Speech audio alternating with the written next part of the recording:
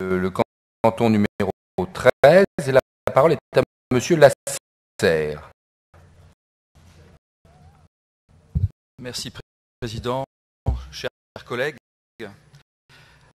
à partir du moment où on est d'accord avec le principe de l'égalité des citoyens face au vote à la représentation, à partir du moment où on considère qu'il faut élargir les circonscriptions pour éviter l'émiettement territorial, eh bien, Courbevoie, le découpage tel qu'il existe ne peut pas rester en l'état. En effet, Courbevoie est une ville trop grande pour être un canton à elle seule et en même temps trop petite pour qu'il y ait deux cantons. Et donc, inévitablement, la question du découpage se pose en ces termes. Pour le canton qui me concerne, celui sur lequel je me prononce, le 13, je considère qu'il présente plusieurs avantages significatifs. Le premier, ce que j'appellerais une cohérence urbaine, territoriale, qui se structure autour de la défense. Quand on reprend le périmètre couvert par Courbevoie, on y retrouve à la fois la dalle et on y retrouve le périmètre de l'opération d'intérêt national. Si vous prenez le quartier, souvent on a tendance à confondre les deux alors qu'ils ne se confondent pas totalement. Il y a bien à la fois une réalité physique et une réalité juridique et en même temps des dynamiques économiques de transport urbaine qui interviennent et qui donc se retrouvent dans ce découpage. En effet, quand on prend les principaux quartiers que l'on retrouve dans cette partie qui relève de Courbevoie, le faubourg de l'Arche, complètement articulé à la Défense, qui sera par ailleurs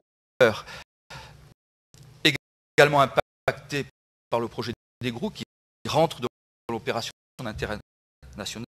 Et puis quand on regarde ensuite sur l'autre partie, eh bien tout ce qui est Louis Blanc, Audran,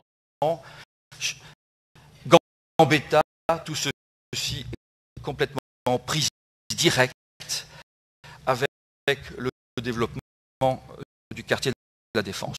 Autrement dit, cela permet à travers ce canton d'avoir une représentation cohérente, coordonnée, articulée d'un des quartiers qui pèse le plus considérablement dans la vie de notre département.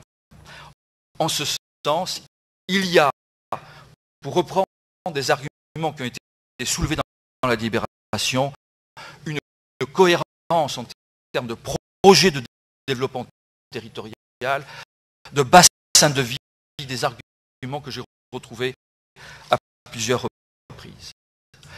Le deuxième élément qui est intéressant, c'est qu'il y a une ligne de démarcation qui est claire, une ligne droite, ce qui n'est pas le cas aujourd'hui. Que l'on parte de Marceau-Beson jusqu'à Brevois, celle-ci est droite et non pas ce va-et-vient entre plusieurs quartiers sans logique géographique. La troisième chose, c'est que En effet, le découpage actuel ne correspond pas, ne respecte pas la circonscription législative. Heureusement, parce qu'il aurait fallu détacher un petit bout de Courbevoie et le mettre sur Neuilly. Je rappelle que, non mais je le sais bien, si on respectait cette logique-là, de respecter la circonscription législative, le petit morceau qui, de façon opportune, a été rattaché à Neuilly plus tôt, eh bien dans ce cas-là, on devrait le retrouver dans une autre logique de découpage.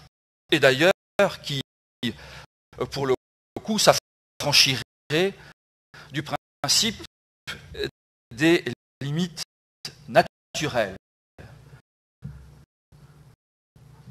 À cet égard, je m'étonne qu'à l'époque, quand on invoque l'unité territoriale, je n'ai pas entendu une seule fois une protestation quand on a sorti ce petit bout de quartier sans cohérence aucune, ni urbaine,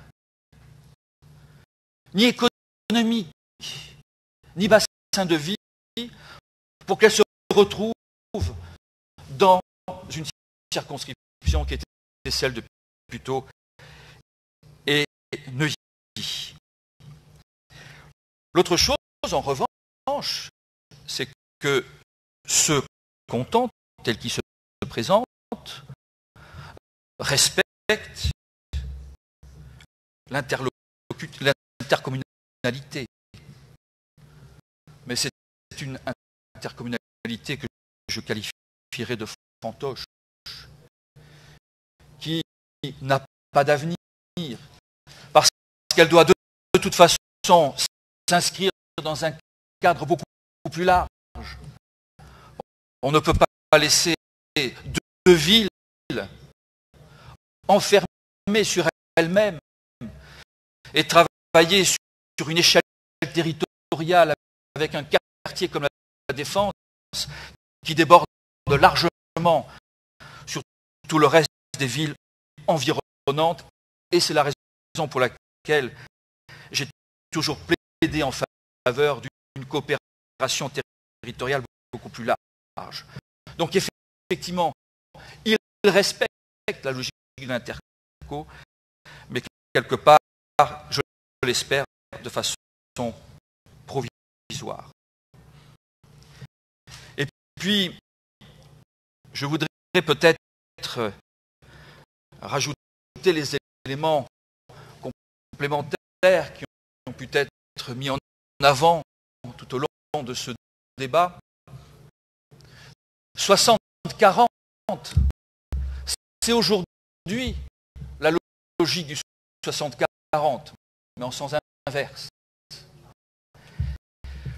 Sur l'ancrage à gauche, quand on fait une analyse des rapports de force politiques, je reprends les résultats du scrutin présidentiel sur ces deux cantons, il s'avère que dans les deux cas de figure, ils sont défavorables à la gauche. Donc on ne dise pas qu'on est en train de faire des tripouillages pour favoriser des ancrages à gauche. Ça n'est pas vrai dans les deux cas de figure. Mais pour ma part, si je suis candidat, des rapports de force comme ceux-là ne me font pas peur, bien au contraire. Voilà en tous les cas les raisons objectives. Voilà en tous les cas les raisons pour lesquelles précises, objectives et qui reprennent les arguments qui ont été soulevés dans la délibération.